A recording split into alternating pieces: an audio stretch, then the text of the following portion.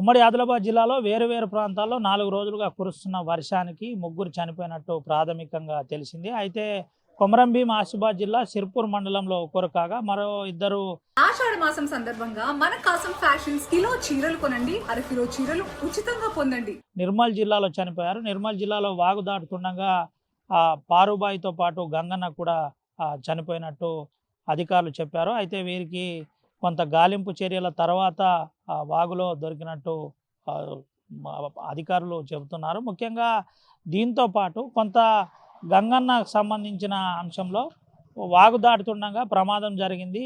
సాయంత్రం తర్వాత తన శవం దొరికిందని కూడా అధికారులు చెబుతున్నట్టు తెలిసింది. ఏది ఏమైనప్పటికీ ముగ్గురు చనిపోవడం చాలా బాధాకరమైన విషయమని కొంత జిల్లా అధికారులు చెబుతున్నారు. ఇటు ఉమ్మడి ఆదిలాబాద్ జిల్లాలో 4 రోజుల నుంచి కురుస్తున్న వర్షానికి నలుగురి ప్రాణ నష్టం జరిగిందని చెప్పక తప్పదు.